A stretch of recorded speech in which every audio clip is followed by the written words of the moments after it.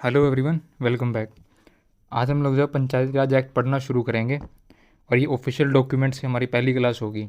मैंने आपको पिछली वीडियो में बताया था कि कैसे जो पंचायती राज एक्ट है उसमें 5 पार्ट हैं और उन 5 पार्ट्स को 22 चैप्टर्स में डिवाइड किया गया है कि पहले पार्ट में 2 चैप्टर हैं, दूसरे पार्ट में 4, तीसरे में 6, चौथे में 7 और पाँचवें में 3 चैप्टर हैं। जो पहला पार्ट है उसके अंदर पहले 2 चैप्टर्स में प्रिलिमिनरी और जनरल जो प्रोविजंस है वो बताए गए हैं कि एडिशनल डायरेक्टर क्या होता है, डायरेक्टर क्या होता है, जो पंचायत समिति होती है वो क्या होती है।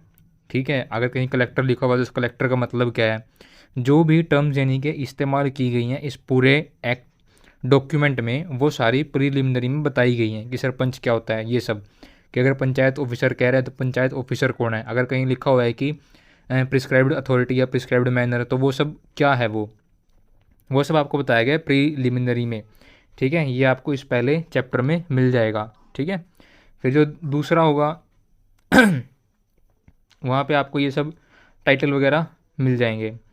फिर सेकंड चैप्टर में क्या है कि इसके अंदर तीनों से संबंधित ग्राम पंचायत, पंचायत समिति और जिला परिषद, तीनों से संबंधित जो है उनकी ड्यूरेशन बताई गई है, ओथ बताई गई है कि वो कैसे ओथ लेंगे, अगर ओथ नहीं लेंगे तो क्या होगा। यानी कि जो वो वचन लेते हैं कि मैं अपने काम के प्रति निष्ठा रखूँगा यूँ करके, अगर वो मना कर दें उससे तो क्या होगा।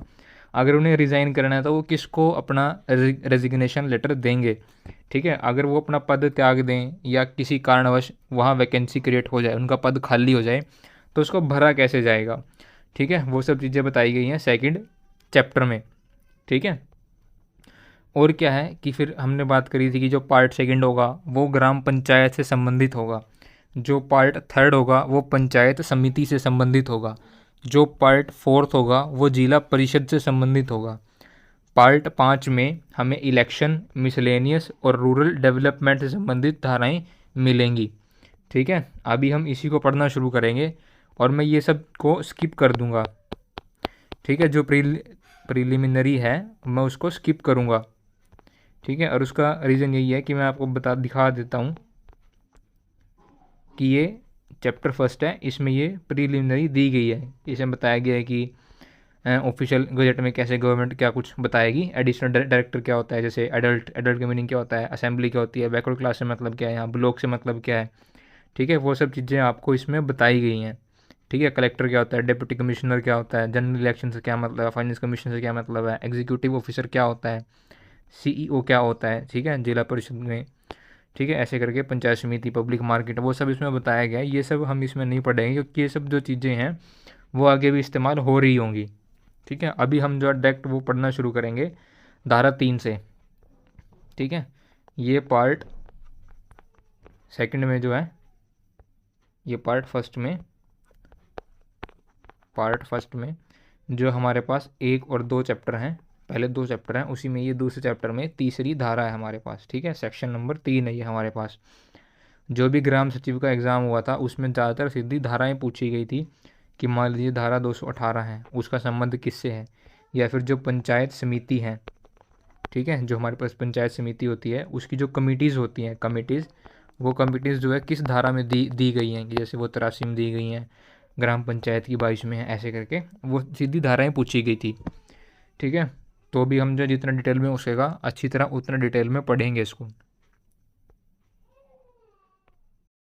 अब ये धारा 3 को देख लेते हैं कि इसमें क्या बताया गया है। इसमें कहा गया है कि जो भी ग्राम पंचायत होगी, समिति होगी या जिला परिषद होगी, अगर उसको डिसॉल्व ना किया जाए, ठीक है, अगर उसको डिसॉल्व ना किया जाए तो वो तब तक अपने काम को करती रहेगी जब तक का उसका टाइम पीरियड है। और क्या बताया गया इसमें कहा गया कि जब 73वां संविधान संशोधन लागू हुआ 1992 वाला, ठीक है, तो उस वक्त जो पंचायतें थी वो तब तक चलती रहेंगी जब तक उनका ड्यूरेशन ख़त्म ना हो, या फिर जो स्टेट असेंबली है, स्टेट गवर्नमेंट है, वो इनको डिसोल्यूट ना कर दे। ठीक है, ये तब तक चलती रहेंगी, अपना काम करती रहेंगी। ठीक है, और क्या होगा कि जो इनके इलेक्शन होंगे या तो वो जब इनकी ड्यूरेशन होगी, ठीक है, उससे पहले करवा दिए जाएंगे, और अगर इनको सरकार इनका टाइम पीरियड ख़त्म होने से पहले ख़त्म, मान लीजिए 5 साल का कार्यकाल है किसी भी पंचायत का और यहाँ 4 साल 8 महीने पूरे हो रहे हैं और सरकार इनको इस टाइम पे डिसोल्यूट कर दे, ख़त्म कर दे इस ग्राम पंचायत को, पंचायत समिति को, जिला परिषद को, अभी 5 साल होने में कितना समय बाकी है, सिर्फ 4 महीने। तो ज़रूरी नहीं है कि यहाँ इलेक्शन करवाने पड़ेंगे, यहाँ इलेक्शन करवाने की कोई ज़रूरत नहीं है, ठीक है। या फिर क्या बताया गया कि मान ले 5 साल के लिए जो है एक ग्राम पंचायत को, पंचायत समिति का, जिला परिषद को बनाया गया है। तो उसमें क्या होगा कि मान लीजिए 3 साल हुए हैं अभी उस ग्राम पंचायत को, पंचायत समिति के, जिला परिषद को, सरकार उसको डिसोल्यूट कर दे, ठीक है, उसको ख़त्म कर दे। तो जो अब अगली नई जो भी पंचायत समिति या ग्राम पंचायत या परिषद बनेगी, वो इस बाकी बचे हुए 2 साल के लिए बनेगी, ठीक है। ऐसा नहीं है कि अब यहाँ 3 साल पे वो बनी है तो अगले 5 साल तक वो काम करेगी, नहीं, वो बाकी बचे हुए 2 साल के लिए काम करेगी सिर्फ, ठीक है। जो भी इलेक्शन होंगे, मान लीजिए ये 5 साल का समय है, ठीक है।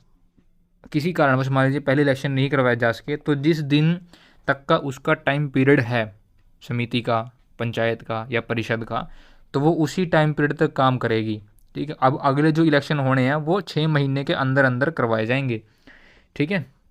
ऐसा नहीं होगा कि अब उनका जो टाइम पीरियड था वो यहाँ 5 साल तक का था, तो अब उनका सरकार बढ़ा देगी या अपने आप उनका बढ़ जाएगा, ऐसा नहीं होगा, ठीक है। और क्या बताया गया इसमें कि जो भी वार्ड सभा हैं, जैसे जो भी वार्ड सभा उससे संबंधित जो भी जनरल ऑर्डर हैं, ठीक है, वो गवर्नमेंट कैसे देगी। इसमें बताया गया कि जो भी वार्ड सभा होगी वो कम से कम एक बार जो है 6 महीने में ज़रूर मिलेगी वार्ड की सभा। ये गांव है, अब इस गांव को छोटे छोटे वार्ड्स में डिवाइड किया गया होगा। वैसे अगर पंचायत समिति की बात करें, जब उसका डिवीज़न किया जाता है तो उसको भी वार्ड्स ही बोलते हैं। जो जिला परिषद है, जब उसका डिवीज़न होता है तो उसको भी वार्ड्स ही बोलते हैं, ठीक है। हर जगह उसको इस एक्ट में वार्ड ही लिखा गया है। और क्या कहा गया है कि जो वार्ड होगा उसकी जो कोरम होगी, कोरम वो क्या होगी, या तो वो 1/10 होगी टोटल मेंबर्स का, या फिर क्या होगी वो 20 मेंबर होगी। मान लीजिए एक वार्ड है, उसके अंदर 100 मेंबर हैं, अब इसका हम 1/10 निकालें तो वो आ जाएगा 10। तो 10 नहीं, हमें यहाँ 20 लोग चाहिए कम से कम। अगर ऐसे जनसंख्या कम है तो हमें कम से कम 20 लोग चाहिए।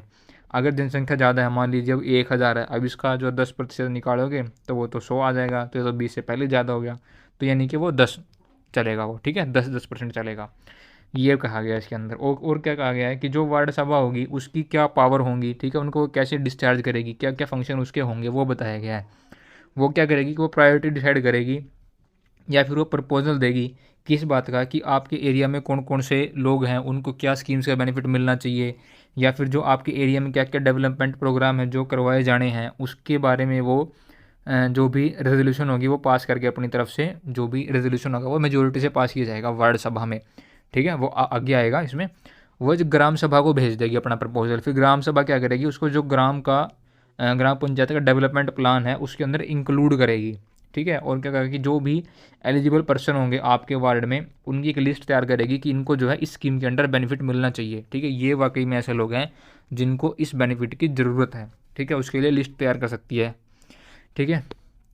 और क्या कहा गया है कि वो ग्राम पंचायत का जो ऑफिसर होगा उससे अगले 6 महीने में जिस तरह के काम होने हैं, ठीक है, मीटिंग में उनके बारे में जानकारी प्राप्त कर सकती है वार्ड सभा, ठीक है। और क्या कहा गया है कि जो ग्राम पंचायत होगी उसके जो भी डिसीजन है कि वो कैसे लिए, ठीक है, उनके पीछे क्या मोटिव था आप लोगों का, किस तरह से लिए, वो सब चीज़ें भी पता कर सकती है वार्ड सभा, ठीक है। जो भी आपके एरिया में काम होने हैं उसके लिए आप वॉलंटियरली लेबर प्रोवाइड करवा सकते हो, या पब्लिक हेल्थ से संबंधित जो काम हो रहे हैं, सैनिटेशन से संबंधित कुछ होना है तो उसके लिए भी जो है वार्ड सभा अपनी तरफ से हेल्प प्रोवाइड करवा सकती है। जो मेंबर होंगे वो जो टैक्स है वो पे करें, या उन्होंने जो लोन लिए हैं ग्राम पंचायत से वो रीपे करें उसको, ठीक है। ये सब जो है वार्ड सभा सुनिश्चित कर सकती है अपने लेवल पे। आपके एरिया में कहीं स्ट्रीट लाइट लगवानी है, कुछ और काम करवाना है, तो वो भी आप बता सकते हो, ठीक है। वार्ड सभा जो उसके लिए रेजोल्यूशन पास कर सकती है। पानी से संबंधित या किसी तरह की कोई समस्या है वो सारी आप बता सकते हो। और क्या कर सकते हो कि जो प्रमोट कर सकते हो आप प्रोग्राम को जो भी बड़ों की एजुकेशन से संबंधित हैं, अडल्ट एजुकेशन से संबंधित हैं, ठीक है, बड़े बूढ़े हैं, सरकार उनके लिए भी साक्षरता अभियान चलाती है जैसे, ठीक है, वो सब में जो है कंट्रीब्यूट किया जा सकता है वार्ड सभा की तरफ से। किसी तरह की डिजीज़ आ गई है, एपिडेमिक है, यानी कि जैसे महामारी रहती है, वो सब में आप गवर्नमेंट की मदद जैसे कर सकते हो वैसे आप कर सकते हो जैसे चाहो, ठीक है। और क्या होगा कि वो procedure for convening and conducting the meeting of the ward sabha shall B as prescribed.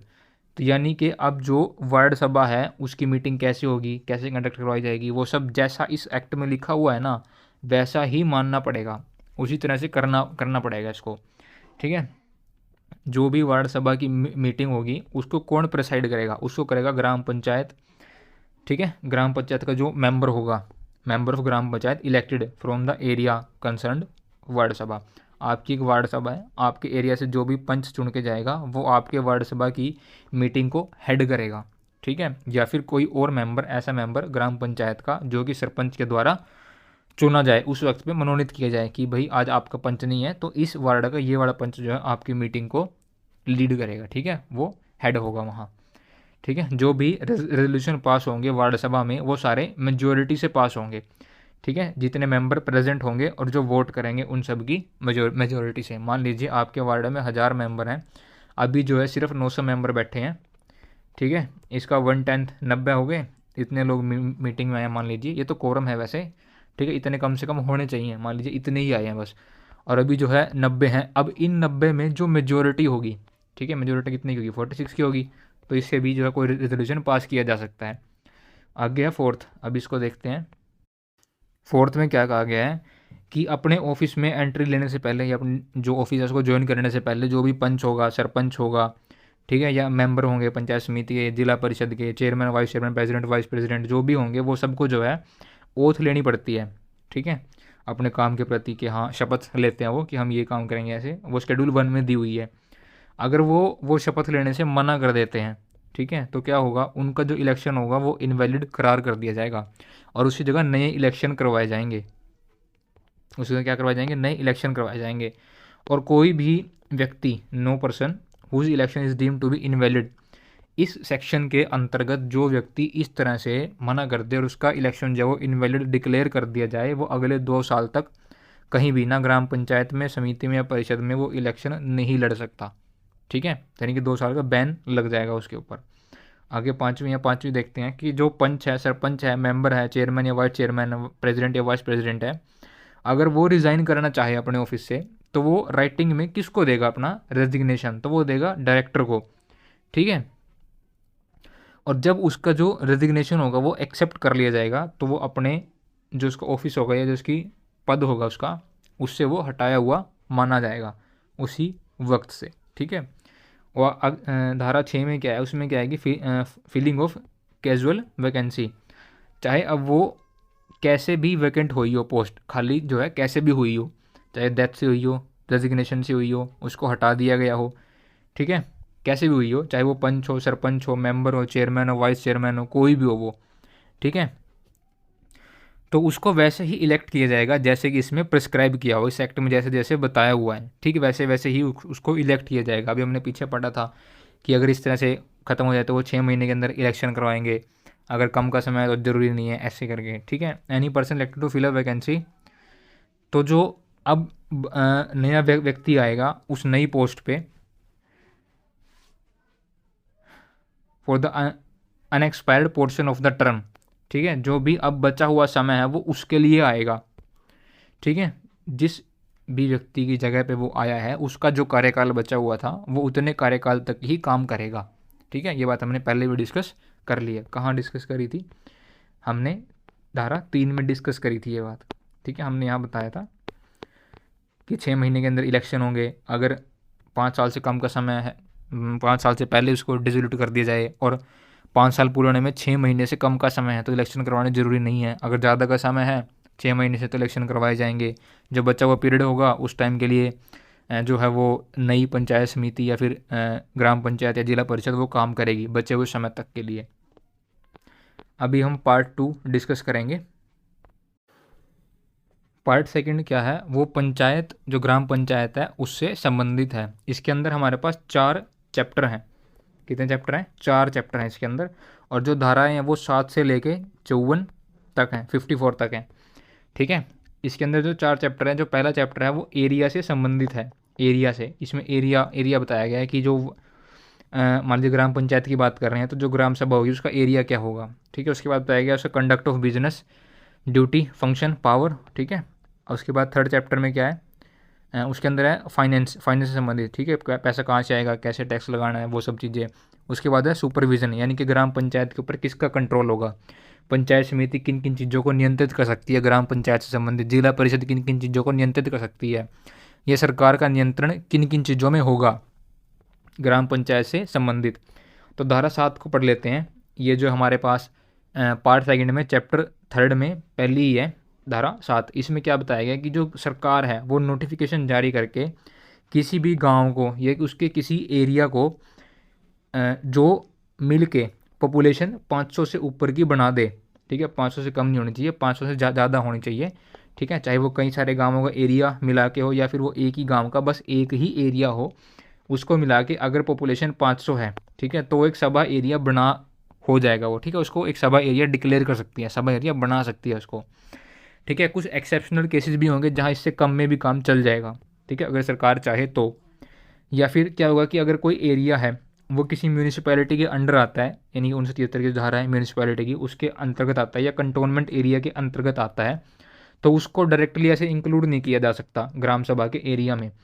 अगर मेजोरिटी वोट करे, मैं डायरेक्टली समझा देता हूँ यहाँ कि मान लीजिए है म्यूनिसिपैलिटी है और ये ग्राम सभा का एरिया है, अगर यहाँ के लोग मेजोरिटी में वोट करें कि हमें यहाँ इंक्लूड होना है ग्राम सभा में, तो इनको इंक्लूड कर दिया जाएगा सरकार की तरफ से ग्राम सभा में। अगर ग्राम सभा के जो लोग हैं एरिया के वो कहें कि नहीं हमें तो म्यूनिसिपैलिटी में जाना है, मेजोरिटी से वोट करें, तो उसको म्यूनिसिपैलिटी में डाल दिया जाएगा उस एरिया को।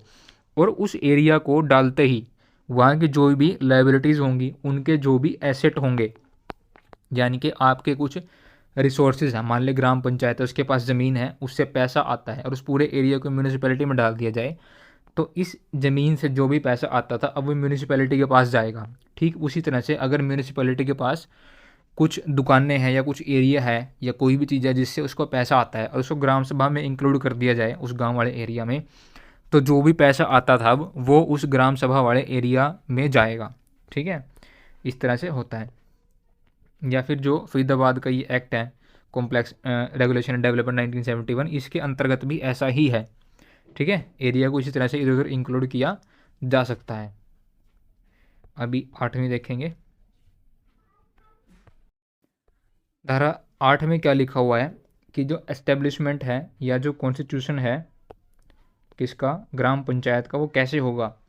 इसमें बताया गया है कि सरकार जो है नोटिफिकेशन से किसी भी एरिया के नाम के हिसाब से जो ग्राम पंचायत बना सकती है। मान लीजिए आपके गांव का नाम ABC को कुछ भी है, तो आपकी जो पंचायत का नाम होगा वो भी ABC होगा, ठीक है। इस तरह से जो भी सरपंच होगा वो डायरेक्ट वोट से इलेक्ट किया जाएगा, डायरेक्ट वोट से, सीक्रेट बैलेट के थ्रू, ठीक है। और क्या होगा, ये इम्पोर्टेंट है धारा, इसमें जो पंच हैं, पंच वो कम से कम 6 हो सकते हैं और ज़्यादा से ज़्यादा 20 हो सकते हैं। ये याद रखने जैसा है कि पंच जो है कम से कम 6 हो सकते हैं, ज़्यादा से ज़्यादा 20 हो सकते हैं, ठीक है। इसके अंदर बताया गया है कि सब सेक्शन 2 में जो क्लोज बी है, सब सेक्शन 2 में जो क्लोज बी है, ये सब सेक्शन 2 ये क्लोज बी, इसके अंदर जिनकी बात हुई यानी कि जो पंचेस की बात हुई है उनको वार्ड से इलेक्ट किया जाएगा। और इसके लिए जो वार्ड है ना उनमें जो पॉपुलेशन का रेशो है वो सेम रखने की कोशिश की जाएगी। जितने भी वार्ड बनेंगे उन सब में यहाँ भी 100, यहाँ भी 100, यहाँ भी 100, इस तरह से करके रेशो को बराबर रखने की कोशिश की जाएगी। और जो पंच होंगे वो इन वार्ड से चुन के आएंगे, ठीक है। आगे 9th में रिजर्वेशन की बात हुई है कि ग्राम पंचायत में जो आरक्षण है वो कैसे दिया जाएगा, SC ST को कैसे दिया जाएगा, विमेंस को कैसे दिया जाएगा। इसमें कहा गया है कि जो सीट्स होंगी उनको रिजर्व किया जाएगा, किसके लिए, शेड्यूल कास्ट के लिए, हर एक ग्राम पंचायत में। और जो नंबर ऑफ सीट्स होंगी, जो नंबर ऑफ सीट होंगी रिजर्व्ड, वो किस तरह से होनी चाहिए, वो होनी चाहिए सेम प्रपोर्शन में, जो टोटल नंबर ऑफ सीट है उसके हिसाब से। मान लीजिए ये आपका एरिया है, इसमें से इतनी सीट जो है वो शेड्यूल कास्ट के लिए रिजर्व्ड रहेंगी पॉपुलेशन के हिसाब से, जितनी इनकी पॉपुलेशन होगी उस हिसाब से, ठीक है। वो रेशो सेम रखा जाएगा। मान लीजिए 100 है, इनकी पॉपुलेशन 20 है, तो जितनी भी सीट होंगी उसमें से 20% जो सीट है वो SC के लिए रिजर्व रखी जाएंगी। और क्या कहा गया है कि not less than 1/3 of the total number of seats reserved under sub section 1, यानी कि सब सेक्शन, जो ये सब सेक्शन 1 है इसके अंडर जो भी सीट रिजर्व्ड है, जो भी सीट रिजर्व्ड है उसका 1/3 से कम तो नहीं होना चाहिए, ज़्यादा बेशक हो, वो वुमेंस के लिए रिजर्व्ड होंगी, जो किससे बिलोंग करती है, SC से बिलोंग करती हैं, शेड्यूल कास्ट से बिलोंग करती हैं, ठीक है। जो ये सीट होंगी वो रोटेशन के थ्रू जो है वो अलॉट की जाएंगी। मान लीजिए अलग अलग वार्ड्स हैं, ठीक है, 1/3 जो सीट हैं वो वुमेंस के लिए रिजर्व्ड है, जो एससी की टोटल रिजर्व्ड है ना उसकी 1/3, ठीक है, कहा ना sir, 1/3 of the total number of seats reserved, ठीक है, जो total number of seats reserved है ना उसकी 1/3 एससी की वुमेन के लिए रिजर्व्ड होंगी, शेड्यूल कास्ट की वुमेन्स के लिए, ठीक है। और ये रोटेशन से दी जाएंगी। मान लीजिए 10 वार्ड हैं तो पहले इसमें, फिर इसमें रिजर्व होगी, फिर इसमें ऐसे करके, ठीक है। और क्या कहा गया कि not less than 1/3 including the number of seat reserved for women belonging to schedule caste. मान लीजिए आपके पास 100 सीट थी, इसमें से 20 जो है % ऑफ एससी की पॉपुलेशन है, इनके लिए 20% जो सीट है वो रिजर्व्ड होगी। अब इसका आपने 1/3 निकाल लिया, वो कितना आ गया, 6% समथिंग आ जाएगा। रेशो में रखने की बात है, ठीक है। मान लीजिए वो 6 ही सीट थी जो एससी वुमेन के लिए रिजर्व्ड है, 6 सीट। अब इन 6 सीट को इंक्लूड करके टोटल नंबर ऑफ सीट का अगर मैं 1/3 निकालूं तो जो मेरे पास आएगा, ठीक है, अब ये इसी के अंदर इंक्लूड है, यानी कि इतनी सीट जो है वो वुमेंस के लिए रिजर्व्ड होंगी इस तरह से, ठीक है। यानी कि जो टोटल नंबर ऑफ वुमेंस के लिए सीट रिजर्व्ड है ना वो एससी में 1/3 वुमेंस के लिए जो रिजर्व्ड है उसको इंक्लूड करके हैं, ठीक है, उसको शामिल करके, ठीक है, वो वुमेंस के लिए रिजर्व्ड होंगी और इनको भी जो है वो रोटेशन के थ्रू अलॉट किया जाएगा। वैसे अभी जब नवंबर 2020 में सरकार ने रिजर्वेशन में चेंजेस किए थे, जब इस पंचायती राज एक्ट को अपडेट किया था तो इसमें वुमेंस के जो रिजर्वेशन है वो 50% कर दिया था, और जो ओबीसी हैं उनके लिए रिजर्वेशन 8% कर दिया था। और ये जो 8% है उसमें कम से कम 2 सीट तो होनी ही चाहिए, ठीक है। और क्या कहा गया इसमें, और कहा गया इसमें कि अब जो विमेंस के लिए सीट रिजर्व रखी गई हैं, ठीक है, वो उनको जो है उन वार्ड्स में नहीं दिया जाएगा जो वार्ड सेक्शन 1 और 2 के अंतर्गत रिजर्व्ड है पहले ही, यानी कि जो एससी के लिए और एससी विमेंस के लिए रिजर्व्ड हैं, ठीक है। मान लीजिए अब की बार एससी के लिए यहाँ से सीट आई है, यहाँ से जो है एससी वुमेन के लिए सीट आई है, यहाँ से जो एक और वुमेन के लिए सीट आनी है, तो जो ये सीट होगी अलग से विमेंस के लिए जो है वो इन वार्ड में नहीं दी जाएगी, वो यहाँ दी जाएगी। और क्या कहा गया इसमें, और कहा गया है कि जो इस तरह से सीट दी जाएंगी वो सबसे पहले उस वार्ड में दी जाएंगी जिस वार्ड में पॉपुलेशन ज़्यादा है, चाहे वो एससी की हो, ठीक है, चाहे वो ओबीसी की हो, ठीक है। और क्या कहा गया इसके अंदर कि जो ऑफिस होगा किसका, सरपंच का ग्राम पंचायत में, ठीक है, in a block shall be reserve for schedule caste and women, तो वो इसका सरपंच का जो ऑफिस है वो भी रिजर्व्ड होगा, ठीक है। और कहा गया है कि जो नंबर ऑफ ऑफिस होंगे सरपंच के लिए रिजर्व्ड होंगे जो शेड्यूल कास्ट के अंदर ब्लॉक में, ठीक है, वो सेम प्रपोर्शन को बियर करेंगे, कि मतलब वही कि पॉपुलेशन जितनी है उसी हिसाब से नंबर ऑफ सीट्स रिजर्व्ड होंगी, चाहे वो वार्ड्स के पंच की हो चाहे वो सरपंच की हो। आपको जो है डायरेक्ट समझा देता हूँ मोटा मोटा कि मान लीजिए जो भी पॉपुलेशन है, ठीक है, उसमें एससी की जितनी परसेंटेज है पॉपुलेशन की उस हिसाब से नंबर ऑफ सीट रिजर्व की जाएंगी, चाहे वो सरपंच की हो चाहे वो पंच की हो।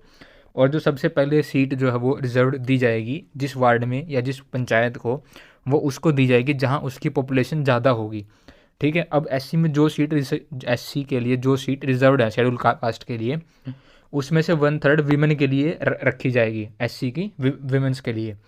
जो एससी की सीट टोटल रिजर्व थी उसमें से हमने ये वुमेन के लिए 1/3 रख दी एससी वुमेन के लिए, इस 1/3 को इंक्लूड करके जो टोटल नंबर ऑफ वुमेन्स के लिए सीट 1/3 रिजर्व रखी जाती हैं, ठीक है, वो रखी जाएंगी, ठीक है।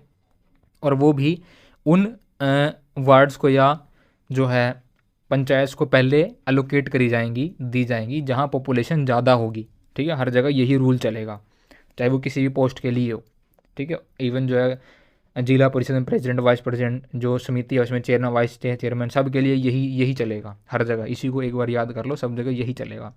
आगे देखते हैं। इसमें कहा गया है कि जो सीट रिजर्व हैं, ठीक है, वो ख़त्म हो सकती हैं, कब हो सकती हैं, जो आर्टिकल 334 है अगर उसको ख़त्म कर दिया जाए। ये किससे संबंधित है, ये SC ST के लिए जो रिजर्वेशन है ना संविधान में, ये उससे संबंधित है। और क्या है कि जो बैकवर्ड क्लास है उसके लिए 2% का जो है वो आरक्षण है, अभी इसको 8% कर दिया है। जो नंबर ऑफ सीट है वो 2 कर दी गई हैं, अभी ये चेंज हो गया, ये पीछे वाला था, ठीक है। और जो है इन सब को रिव्यू किया जाएगा कब कब, 10 की है गणना पे, ठीक है, डेकेनियल सेंसस पे। टर्म ऑफ ऑफिस क्या होंगी सरपंच वगैरह की, वो होंगी 5 साल, ठीक है, ये इसके अंदर बताया गया है। मीटिंग बताई गई है और कोरम किसका, ग्राम सभा का। जो भी ग्राम सभा होगी वो कम से कम 3 जनरल मीटिंग करेगी हर साल, हर साल, ठीक है। उसके लिए जो डेट होगा, टाइम होगा, वेन्यू होगा, वो सब कौन डिसाइड करेगा, वो डिसाइड करेगा ब्लॉक डेवलपमेंट और पंचायत ऑफिसर, एक ही होता है ये, ठीक है, यानी कि खंड विकास पंचायत अधिकारी डिसाइड करेगा। और जो भी ये इवेंट होगा उसमें अगर सरपंच 2 बार कंजिक्यूटिव जनरल मीटिंग, जो भी जनरल मीटिंग है लगातार 2, उसको करने में अगर वो विफल रहता है सरपंच, ठीक है, तो उसको उसके पद से हटाया जा सकता है, ठीक है। कब से, जब वो सेकंड मीटिंग होनी थी ना, ठीक उस तारीख से, उसी दिन से उसको अपनी पोस्ट से हटाया हुआ माना जाएगा। और जो इसकी रिपोर्ट है वो ब्लॉक डेवलपमेंट पंचायत ऑफिसर जो है वो फटाफट करेगा, किसको, डायरेक्टर को। और इस हिसाब से जो डायरेक्टर होगा वो जिला परिषद को नोटिफाई करेगा, जिला परिषद समिति को, और पंचायत समिति ग्राम पंचायत को, ठीक है। और ग्राम पंचायत में जो सरपंच का पता चली जाएगा फिर, ठीक है। ये सब जो ब्यूरोक्रेसी से ही होता है, ठीक है। जो डायरेक्टर होता है वो री इंस्टेट कर सकता है किसको, सरपंच को, अगर वो दिखा दे, सफिशिएंट एविडेंस दे दे, कारण दे दे 30 दिन के अंदर अंदर, ठीक है, कि वो क्यों नहीं कर पाया था, ठीक है। तो उसके बाद जो है सरपंच, ठीक है, एक दिन तय कर सकते हैं कि भाई इसके लिए पंचायत भी उसकी मदद करेगी कि कब आप जो है दोबारा एक वो मीटिंग रखोगे ग्राम सभा की, ठीक है। इसके लिए जो है वो एक जो 1/10 मेंबर होते हैं, टोटल नंबर ऑफ मेंबर्स में से ग्राम सभा के, ठीक है, अगर वो इसके लिए हाँ कर दें कि हाँ भाई ठीक है आप करवा लो, और 30 दिन के अंदर अंदर, 30 दिन के अंदर अंदर ये मीटिंग बुलानी पड़ेगी, ठीक है। इसको एक्स्ट्रा ऑर्डिनरी जनरल मीटिंग कहा गया है। और इसके लिए जो कोरम होगा अब वो 1/10 होगा, ठीक है, मेंबर्स का, ग्राम सभा के मेंबर्स का 1/10 जो है इसके लिए कोरम होगा, और ये ज़रूरी है, ठीक है। और कहा गया है कि अगर ये जनरल मीटिंग जो इस सेक्शन में बताई गई है, या फिर ये 4th वाले सेक्शन में, अगर वो नहीं बुलाई जा सकती है तो उसको कौन बुलाएगा, उसको ब्लॉक डेवलपमेंट या पंचायत ऑफिसर बुलाएगा, अगर सरपंच ना बुलाए तो, ठीक है। या फिर जो मीटिंग होगी ग्राम सभा की वो कंडक्ट करी जाएगी किस पे,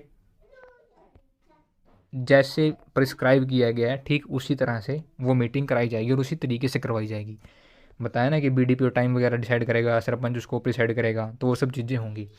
जो मीटिंग होती है ग्राम सभा की ये लिखा हुआ है कि जो एक्स्ट्रा ऑर्डिनरी मीटिंग होगी ग्राम सभा की उसके लिए 1/10 कोरम जरूरी है, ये मैंने पहले बता दिया आपको।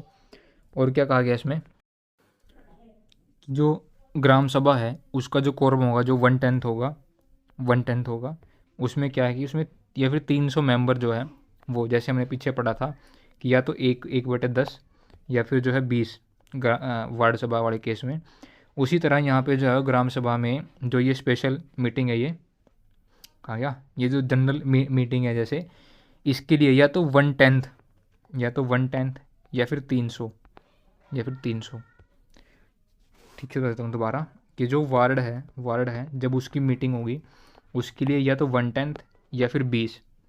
अगर जब ग्राम सभा की मीटिंग होगी, जब ग्राम सभा की मीटिंग होगी तो उसके लिए जो है 1/10 या फिर 300, दोनों में से जो भी कम होगा वो कोरम होगा, ठीक है। मीटिंग के लिए वो क्या होगा, कोरम होगा। अब जो ये मीटिंग होगी उसको प्रिसाइड कौन करेगा, या तो वहाँ पे जो है वो बीडीपीओ होगा, ग्राम सचिव होगा, वो ऐसी हर जनरल मीटिंग को अटेंड करेंगे।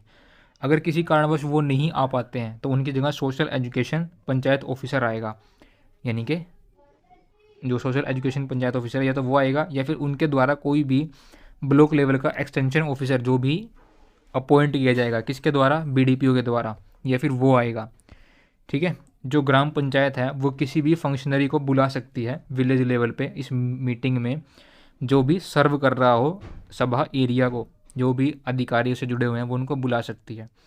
अगर ऐसा जुड़ा हुआ कोई भी व्यक्ति उस मीटिंग में ना आए तो जो ग्राम सचिव है वो इसके लिए कंप्लेन कर सकता है, किससे, गवर्नमेंट से, ठीक है। और कुछ केसेस में छूट है, जैसे कुछ ऐसे रीज़न हो जहाँ आना संभव ही नहीं है, ठीक है, तो उनके लिए छूट होती है।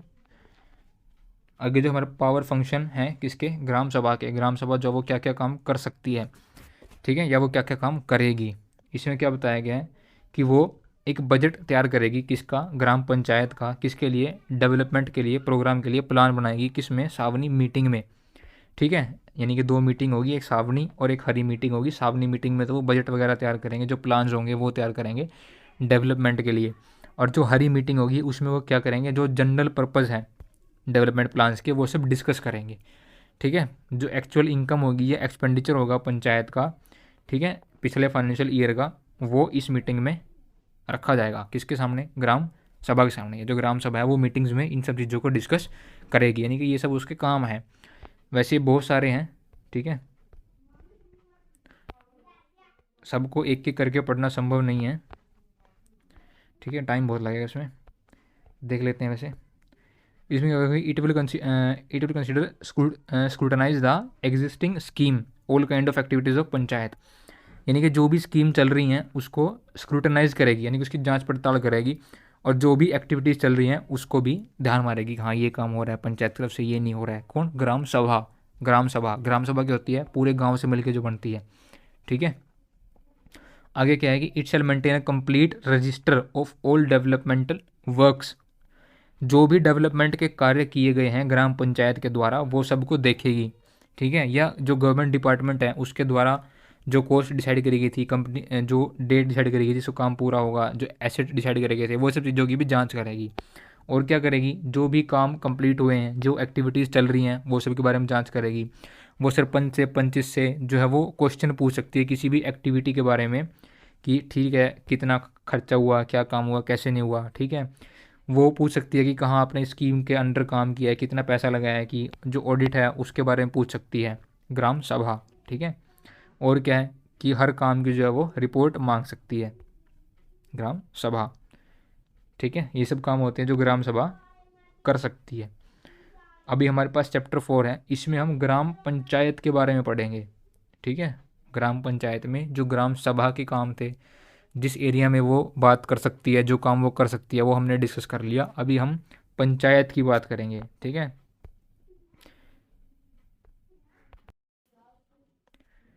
धारा 13 में क्या है, जानता है कि मीटिंग ग्राम पंचायत की और उसका कोरम।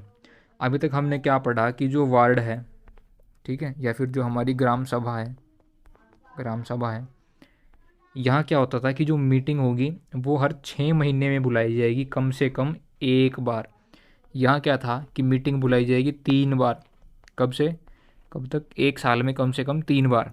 ठीक है, वार्ड में जो कोरम होता था हमारे पास, या तो वो 1/10 होता था या फिर कम से कम 20 मेंबर होता था। ग्राम सभा में हमारे पास क्या होता था कि कोरम या तो 1/10 होता था या फिर क्या होता था, 300 सदस्य होता था ग्राम सभा का। अभी हम ग्राम पंचायत की बात कर रहे हैं। इसमें क्या होगा कि जो मीटिंग होगी वो पब्लिक प्लेस पे बुलाई जाएगी, ऐसे पब्लिक प्लेस पे जो उस सभा एरिया में पड़ता है। ठीक है, और 1 महीने में कम से कम 2 बार बुलाई जाएगी। इसको बुलाएगा कौन, या तो सरपंच बुलाएगा, अगर वो नहीं है तो ग्राम सचिव बुलाएगा, या फिर अगर मेजोरिटी में जो पंच हैं वो लिख के दे दें और कहें कि एक ऐसी मीटिंग बुलाओ, ठीक है, तो वो 3 दिन के अंदर अंदर बुलानी पड़ेगी सरपंच को। अगर वो ऐसा नहीं कर पाता तो जो पंच हैं वो मेजोरिटी के साथ जो प्रीवियस अप्रूवल होगा प्रिस्क्राइब्ड अथॉरिटी का, यानी कि गवर्नमेंट जो है वो टाइम टाइम पे बताती रहती है कि अगर सरपंच के पास कोई पावर नहीं है तो वो किसके पास होगी, तो उससे जो है अप्रूवल ले करके ये मीटिंग बुलाई जा सकती है। 1 हफ्ते का नोटिस देके, किसको, सरपंच को और बाकी पंचेस को। ठीक है, और क्या होगा कि जो भी मीटिंग होगी ग्राम पंचायत की उसको सरपंच प्रिसाइड करेगा, यानी कि यहाँ सरपंच बैठेगा, यहाँ बाकी पंच बैठेंगे। ठीक है, तो ये प्रिसाइडिंग अथॉरिटी है। तो या तो ये सरपंच होगा या फिर कोई एक मेंबर होगा इन बाकी पंचेज में से, जिसको ये लोग चुन लें कि भाई ठीक है तू प्रिसाइड कर आज। ठीक है, और क्या हो सकता है कि कोरम कैसे बनेगा, जो ये मीटिंग होगी इसका कोरम कैसे बनेगा, वो बनेगा मेजोरिटी से, किसकी, पंचेस की, किसको इंक्लूड करके, सरपंच को। ठीक है, सरपंच और पंच को इंक्लूड करके जो मेजोरिटी होगी उसी से कोरम बनेगा। मान लीजिए मीटिंग तय कर दी कि इस दिन इस तारीख को होगी, और वहाँ जो कोरम है वो नहीं हो पाया पूरा, मान लीजिए 100 थे, 51 बंदे नहीं पहुँचे, ठीक है, 50 पहुँच गए हैं। ठीक है, तो तब तक मीटिंग शुरू नहीं करी जाएगी, कब तक, जब तक वो मेजोरिटी ना हो जाए। इसके लिए 1 घंटे का वेट करेंगे। अगर उस 1 घंटे के बाद भी वो कोरम पूरा नहीं होता तो जो अथॉरिटी है वो उस मीटिंग को एडजर्न कर देगी, ठीक है, उस टाइम के लिए स्थगित कर देगी आगे किसी टाइम के लिए, कि हम उस दिन उस तारीख को मिलेंगे, जैसे कोर्ट करती है, ठीक है। और क्या होगा इसमें कि अब जो मीटिंग बुलाई जाएगी अगली बारी, तो अब जो ओरिजिनल मीटिंग में डिस्कस किया जाना था वही वहाँ पे डिस्कस किया जाएगा, ठीक है। जो भी डिसीजन होगा ग्राम पंचायत का वो लिया जाएगा मेजोरिटी से, ठीक है। यहाँ पे जो भी डिसीजन होगा वो किससे लिया जाएगा, मेजोरिटी से लिया जाएगा। आगे देखते हैं कि जो धारा 14 है उसमें क्या बताया गया है कि अपॉइंटमेंट ऑफ ग्राम सचिव, कि हर ग्राम पंचायत के लिए या फिर जो ग्रुप ऑफ ग्राम पंचायत होंगी उनके लिए गवर्नमेंट के द्वारा ग्रुप सी ऑफिसर होगा ग्राम सचिव, उसको अपॉइंट किया जाएगा। अब धारा 15 में क्या बता हुआ है, उसकी ड्यूटी बताई हुई है कि जो ग्राम सचिव है उसकी क्या ड्यूटी है जो वो होंगी, वो क्या करेगा, वो मेंटेन करेगा एक्यूरेट और up to date entries accounts की, रिकॉर्ड्स की, ठीक है। ये जो बाकी प्रॉपर्टी होगी पंचायत की, ठीक है, general supervision of the sarpanch, उसके अंडर सरपंच की निगरानी के अंदर जो है वो सारे काम करेगा ये, ठीक है। और असिस्ट करेगा किसको, ग्राम पंचायत को, उसकी ड्यूटीज़ को डिस्चार्ज करने के लिए, जो उसके कार्य होंगे उसको करने के लिए उसकी मदद करेगा, और जो भी उस वक्त पे कानून लागू होंगे उनके हिसाब से कार्य करेगा। और जो है वो असिस्ट करेगा ग्राम पंचायत को किस में, जो उसके रेजोल्यूशन होंगे उसको कैरी आउट करने में, और ऐसी ड्यूटीज़ को परफॉर्म करने में जो भी उसको दी जाएंगी, ठीक है, मे बी प्रिस्क्राइब्ड। और क्या होगा कि जो ग्राम सचिव होगा सरपंच के कंट्रोल के हिसाब से जो भी प्रोसीडिंग होंगी उनको रिकॉर्ड करेगा और उस पर जो वो साइन करवाएगा, किसके, प्रोसीडिंग अथॉरिटी के। मैंने बताया ना कि जैसे मान लीजिए कई सारे पंचेज हैं बैठे हैं, यहाँ सरपंच है, प्रिसाइडिंग अथॉरिटी है, अगर सरपंच नहीं आया तो इनमें से कोई एक आएगा यहाँ जिसको ये लोग चुनेंगे, तो यहाँ पे जो प्रिसाइडिंग अथॉरिटी होगी इन सब की जो मीटिंग हुई उसमें जो भी बातचीत हुई उसका प्रॉपर रिकॉर्ड मेंटेन किया जाएगा और इस प्रिसाइडिंग अथॉरिटी के सिग्नेचर करवाए जाएंगे, ठीक है, कि हाँ ये काम हुआ और ऐसे से हुआ। और क्या काम होगा ग्राम सचिव का कि वो प्रिपेयर करेगा क्या, रिप्लाईज किसके, जो भी ऑडिट नोट्स होंगे उसके लिए, ठीक है, और उसको सबमिट करेगा, किसको सबमिट करेगा, जो ब्लॉक डेवलपमेंट पंचायत ऑफिसर होगा उसको, किसके अप्रूवल के बाद, ग्राम पंचायत के अप्रूवल के बाद 1 महीने के अंदर अंदर, ठीक है, जो भी रिसिप्ट हमने तैयार करी है उसके 1 महीने के अंदर अंदर। और जो साइन करवाएगा डेली किस पे, कैश बुक पे, जो भी पैसा आया कहाँ लगा कहाँ गया वो सब कौन मेंटेन करेगा, ग्राम सचिव मेंटेन करेगा। तो ये ग्राम सचिव के क्या क्या काम हो गए कि वो ग्राम पंचायत को असिस्ट करेगा, जो सरपंच होगा उसके हिसाब से जो कार्य हो रहे होंगे उनमें असिस्टेंस देगा, ठीक है। जो मीटिंग होगी उसमें जो भी काम काज होगा उसका रिकॉर्ड रखेगा, उस पर प्रिसाइडिंग अथॉरिटी के साइन करवाएगा, जो भी ऑडिट के रिपोर्ट्स होंगे रिसिप्ट के हिसाब से 1 महीने के अंदर अंदर उन सबको तैयार करके जो BDPO है उसको सबमिट करवाएगा।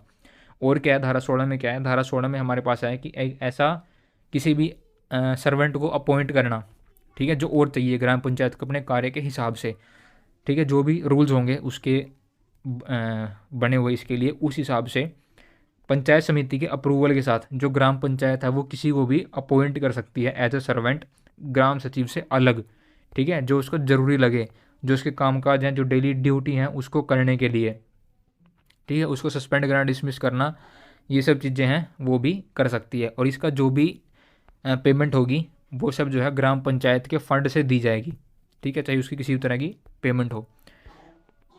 और क्या है इसके अंदर धारा 17 में कि मॉडिफिकेशन या फिर कैंसलेशन ऑफ रेजोल्यूशन, कि ग्राम पंचायत ने जो भी रेजोल्यूशन पास किया है उसको जो है कैसे आप नल एंड वॉइड करोगे। मान लीजिए अब कोई पास कर दिया, अब लगता है कि नहीं ये नहीं करना चाहिए था, ठीक है, तो उससे संबंधित जो भी चीज़ें हैं वो कैसे करी जाएंगी।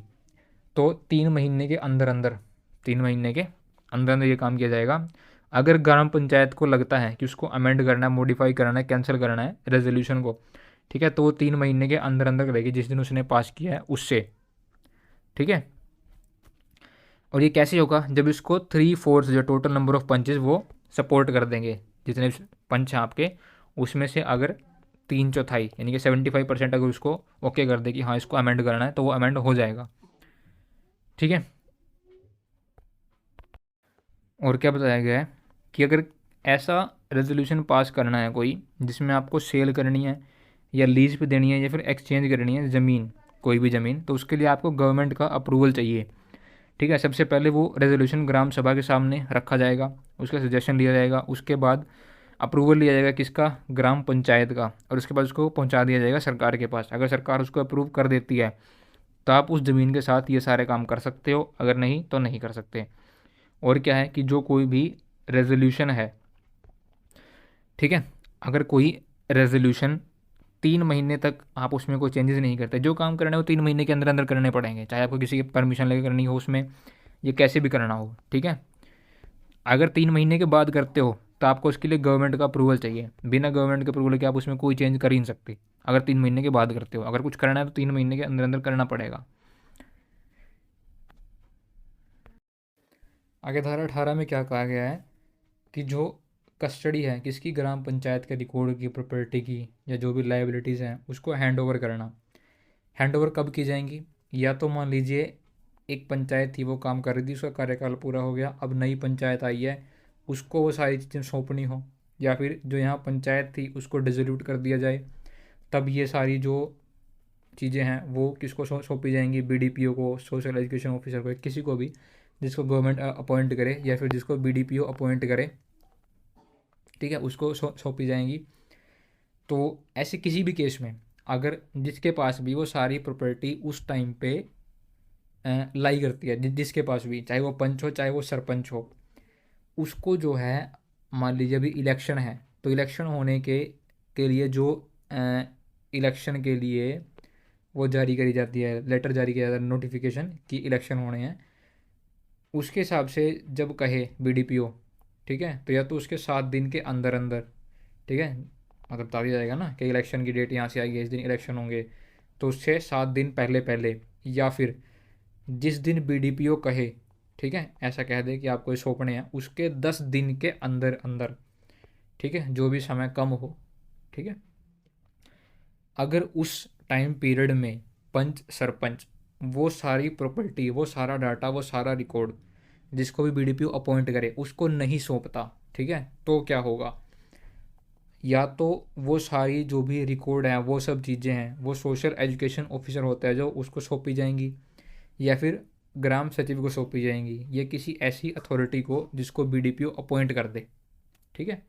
क्या कहा मैंने कि मान लीजिए सरपंच या फिर पंच है जिसके पास इस ग्राम पंचायत की सारी प्रॉपर्टी, जिसके जो है वो लाई करती है, जिसके पास लाइबिलिटी है, जिसकी वो अभी जो यहाँ पहले चला रहा था सरपंची अपनी, उसको बीडीपीओ कहे, ठीक है, मान लीजिए इसको हटा दिया, तब कहे कि आपको सौंपनी है तो 10 दिन के अंदर अंदर, या फिर जब इलेक्शन होने हैं, इलेक्शन की नोटिफिकेशन आई है उससे 7 दिन के अंदर अंदर, ठीक है। अगर नहीं सौंपता तो क्या किया जाएगा, तो जो ब्लॉक डेवलपमेंट ऑफिसर होगा वो कंप्लेन करेगा इसकी, किसको, एग्जीक्यूटिव मजिस्ट्रेट को, और जो एग्जीक्यूटिव मजिस्ट्रेट होगा वो इसके लिए कार्यवाही कर सकता है, और वो किसको अपॉइंट करेगा, वो किसी भी सब इंस्पेक्टर, मतलब सब इंस्पेक्टर से नीचे का रैंक नहीं होना चाहिए, उससे ऊपर के रैंक का जो भी ऑफिसर होगा उसको अपॉइंट करेगा उस जगह को सर्च करने के लिए, जो वो सारे रिकॉर्ड हैं उसको अपने कब्जे में लेने के लिए, ठीक है, और उनको हैंड ओवर करने के लिए किसको, या तो नए सरपंच को जो नई पंचायत आई है, या फिर जिसको भी ब्लॉक डेवलपमेंट पंचायत ऑफिसर ने अपॉइंट किया है कि ये सारे रिकॉर्ड इसको सौंपे जाने थे, इसको सौंपे नहीं गए उस पंचायत की तरफ से। अब या तो वो सोशल एजुकेशन पंचायत ऑफिसर हो सकता है, या फिर वो ग्राम सचिव हो सकता है, या कोई भी अथॉरिटी जिसको बीडीपीओ ने अपॉइंट किया है कि सारी प्रॉपर्टी अब इसको सौंपी जानी थी, ठीक है, उसके लिए एग्जीक्यूटिव मजिस्ट्रेट ऑर्डर कर सकता है। अगर तब भी चीज़ें ना हो, जैसे हो ही जाएंगी, तो जो जुडिशियल मजिस्ट्रेट है वैसे वो तब तक कार्रवाई नहीं कर सकता, मतलब उसको जेल भी हो सकती है अगर जुडिशियल मजिस्ट्रेट उसमें जो है सज़ा सुना दे, कितने टाइम की, 6 महीने की, और जो फाइन भी हो सकता है, ठीक है, या फिर दोनों। और ये तब तक नहीं किया जा सकता जब तक जुडिशियल मजिस्ट्रेट को राइटिंग में ना मिले, किसकी तरफ से, बीडीपीओ की तरफ से या फिर ऑफिसर की तरफ से जिसको इसने अपॉइंट किया है, ठीक है। अगर वो लिखित में ना दे जुडिशियल मजिस्ट्रेट को तो जुडिशियल मजिस्ट्रेट कार्रवाई नहीं कर सकता। मैंने जब कल वीडियो बनाई थी उसमें बताया था, उसमें मैंने ये बताया था कि कोर्ट को जो है इन सब चीज़ों से दूर रखा गया है। बताया गया है कि ज़्यादातर इलेक्शन से संबंधित जो भी चीज़ें हैं वहाँ जो स्टेट इलेक्शन कमीशन है वो जो है लिखित में देगा कि इस इंसान के खिलाफ ये कार्रवाई करनी है आपको, ठीक है, इसने ये काम कर दिया है, तो जो स्टेट इलेक्शन कमीशन होगा वो उसमें कार्रवाई करेगा। इसी तरह से मतलब स्टेट इलेक्शन कमीशन क्या देगा तो कोर्ट कार्रवाई करेगा। इसी तरह से यहाँ पे भी यही कहा गया है कि जो जुडिशल मजिस्ट्रेट है वो तब तक कार्रवाई नहीं कर सकता जब तक बीडीपीओ खुद लिखित में ना दे, ठीक है, या फिर उसके द्वारा कोई भी अपॉइंटेड ऑफिसर लिखित में ना दे कि इस इंसान के खिलाफ या इस पंच सरपंच के खिलाफ ये कार्रवाई करनी है, ठीक है। तो आज की वीडियो में भाई हम इतना ही पढ़ेंगे। 18 धाराएं होगी हमारी कंप्लीट। इस जो पार्ट चैप्टर में हमारे पास 13 से 38 तक हैं धाराएं, ठीक है। 18 तक हमने कर ली हैं, 20 बची हैं इसकी, 20 वो करेंगे, फिर आगे धीरे धीरे बढ़ते चले जाएंगे, ठीक है। अगर ये वीडियोस आपको काम के लगे तो भाई इनको शेयर करना, लाइक करना, चैनल को करना सब्सक्राइब, ठीक है। Thank you. मेहनत बहुत लगती है सबके लिए। थैंक यू भाई।